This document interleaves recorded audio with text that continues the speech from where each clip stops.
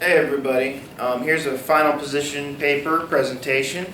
The title of my presentation was Technologies in the Classroom.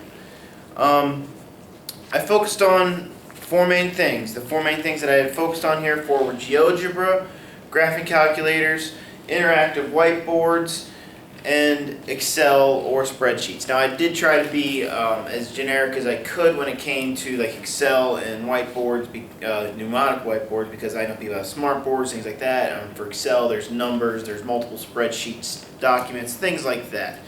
However, to introduce the topic here, or to introduce my paper, start off with my thesis. If I turn to the right page here.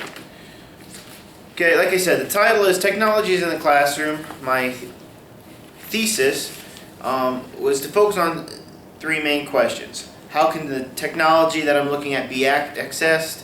How can it be implemented? And how importantly, or most importantly, how does it affect student knowledge and achievement?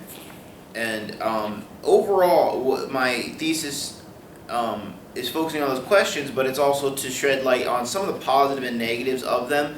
But overall, all four that I picked, again, the GeoGebra, the graphing calculators, the whiteboards, and the spreadsheets, they're all positive effects that they have in the classroom.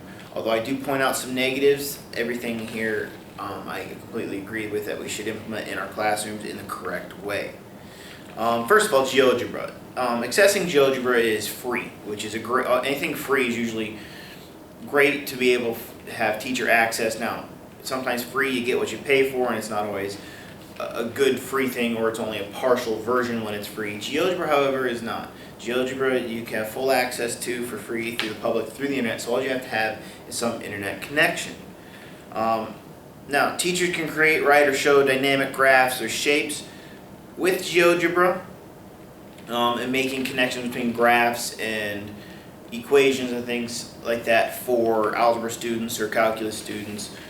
It can do all of those, but also with, as the name kind of implies, GeoGebra, you can show a lot of different shapes and their angles.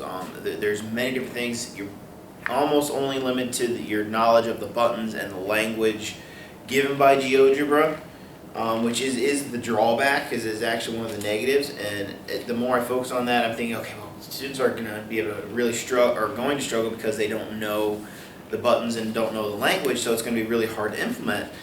However, through introduction to dynamic mathematics software to secondary schools, the case of GeoGebra, the authors found that, and I quote here, overall participants were most pleased with the usability and versatility of GeoGebra.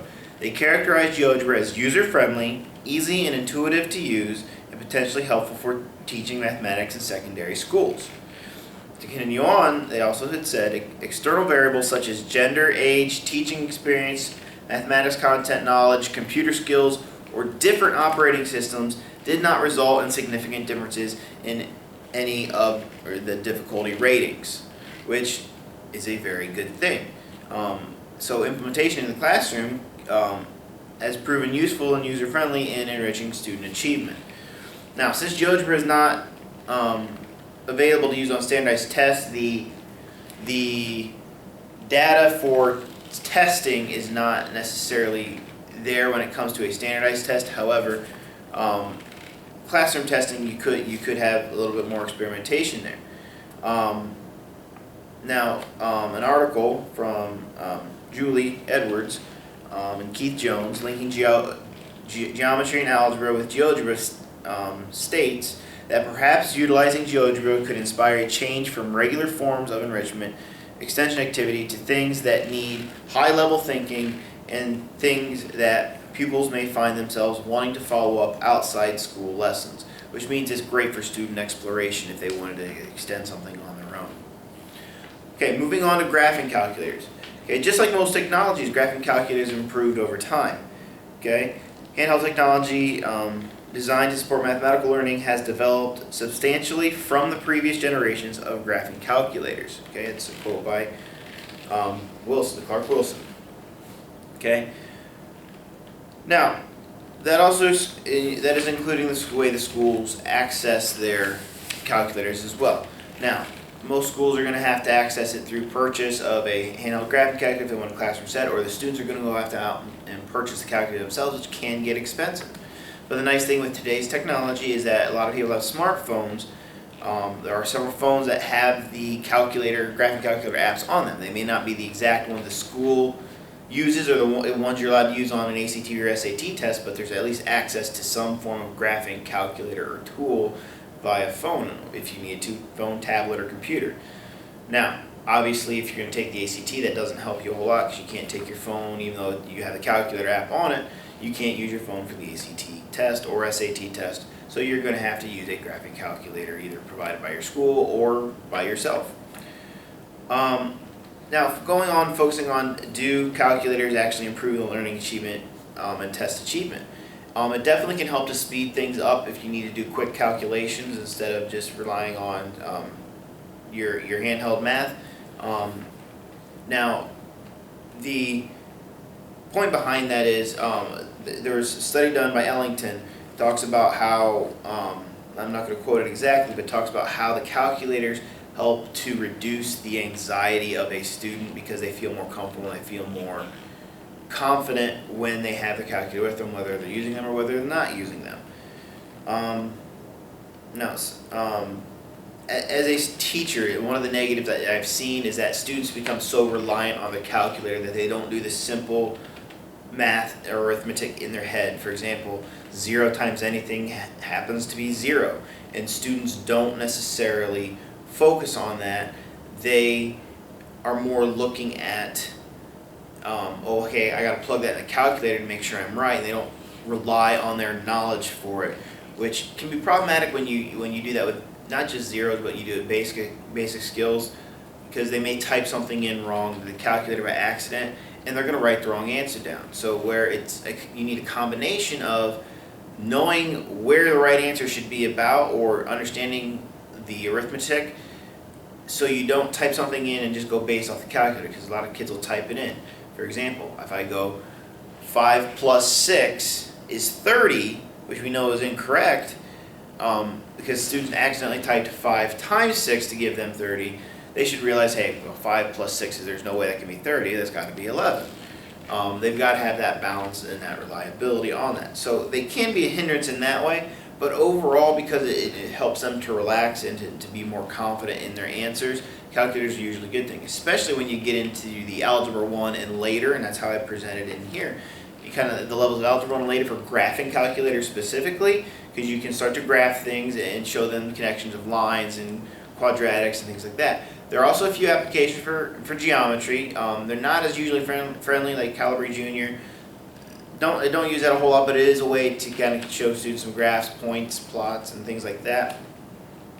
But there is a strong benefit to making those connections with the graphing calculators. So definitely a good improvement on student knowledge, and especially because they can use them on your standardized tests. They are a good investment for the school and very, very helpful when interacting with students. Okay, now interactive whiteboards. These are very good. Well, first of all, for access. Most classrooms, I got to be careful saying most, a lot of classrooms do have access to them anymore. A lot of the access depends on your technology department, your budget of your school, whether you can have it in there or not. A lot of schools used to use dry erase boards, chalkboards, overhead projectors, things like that. Those are all old technologies, which when it comes to note taking, if you're writing notes on the board versus on an interactive whiteboard, at least you're getting the presentation of the notes, and so the actual knowledge of it should be the same. But a big benefit of an interactive whiteboard is the fact that you get to show the students different things if you need to relate to that easily and quickly. And as the name suggests, the students can interact with that whiteboard as well. You could change stuff up instantly. You could have the students come right on it and change the notes there as well. And another way I explain the whiteboard is that it's a glorified computer screen that I can change my computer, because I mean it's just hooked up to the computer. Anything I can do on a computer I can do up there. And the nice thing about that is that if I need to access something from the internet and show a video, I can do that quickly and easily up there, where if I previous times, if I had to show a video, I'd have to haul in a cart, bring in a TV, show the video that way. And it's real nice if you want just a couple minute clip of a video or something to show students so they can understand. Makes that very easy and convenient. Okay, now I know some people use smart technology, but like I said, in general, pneumatic boards and smart technologies, they do the same thing. They allow you to access notes quickly, change notes quickly from year to year, saves time, saves a lot of energy. Because if I have 3 different classes that I'm teaching and I have to erase my notes each time and then rewrite them up, that takes away precious class time where I can interact with the students a little bit more. Now, as for does it improve student achievement? Again, yes, because anytime you can get a student to interact more and more, as in you can get them to actively participate in a classroom, that's going to keep their attention, it's going to help them learn more at a deeper level as well. And again, making it easier on teachers makes it another excellent opportunity for students, because anything that can make a teacher's job a little bit easier as for giving the information to students and presenting them in new creative ways to not only interact with the students, but just to make the presentation more fun instead of just a methodical teaching up there, typical note taking. A study from multiple measures. Okay, the study results indicate that in general, using interactive whiteboards was associated with a 16 percentile point gain in student achievement. This means that we can expect students in the 50th percentile in a classroom without technology to increase to the 66th percentile in the classroom using whiteboards. So studies are even showing that it has improved school scores, which anything you can do to improve scores, that's all the better. Okay, my last point on my position paper here is spreadsheets, Excel sheets. This is one that, if I'm being honest, I find as least important as the other 3. Now, this still has a great potential to improve student knowledge. So that aspect right there, I still agree with it to be implemented very well. Access to it is if you have access to a computer, depending if it's Microsoft or Microsoft Windows, or if it's Mac, you have some form of numbers or Excel or some form of spreadsheet. How is it useful? Well, you can present graphs and plots and characters just like you can with the calculators or GeoGebra. However, GeoGebra and calculators don't really allow you to print out into a report. So if you're having a student that is giving a report or is talking about how this data is affecting one thing, and they want to show the data, want to print the data, and also show the graphs all in the same place, that's where a computer or Excel is great, so you can have that data and print it out for viable things to see instead of just a single screen like on a calculator.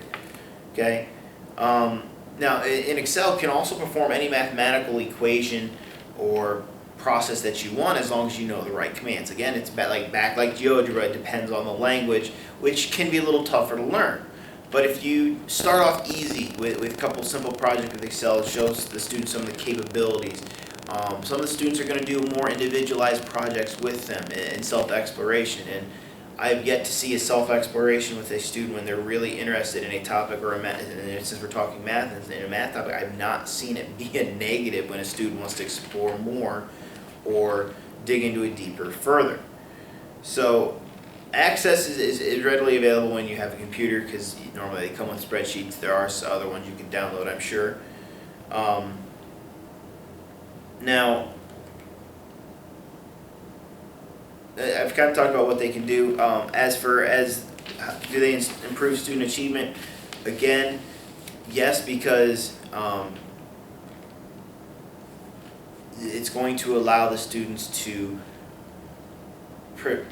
see the graphs and see the plots just like the other calculators will. But again, the big thing is it's going to allow them to present it. And when you can present something, you're learning it even better. Okay, so in conclusion, okay, how can we access technology? How can we implement it into our classrooms? And does the technology improve the knowledge and achievement of the students? In my opinion, all 4 of these that I've talked about, the GeoGebra, the graphing calculators, the interactive whiteboards, and the spreadsheets, All of them are very accessible in today's age. Some cost some money, some are free. Implementation. I've given you a few ideas on how they can be implemented, and they definitely should be implemented in your classroom so you can help your students improve and achieve. Okay, and then does the technology improve the achievement of students? Absolutely. Now it's not something where I suggest you use Excel every single day because it's so miraculous, but just like the interactive whiteboards as we saw, it does make an improvement. But each little thing you can do to improve a student's achievement, you need to implement that where appropriate in your lessons to help students improve, because that's what it's all about. So now with proper implementation and trainings for each of these methods and technologies that I've just mentioned here, we can improve student achievement and success. The rest of it, and as I ended my paper here, it's up to us to make these implementations, to make these achievements better for our students. Have a good day. See you guys later.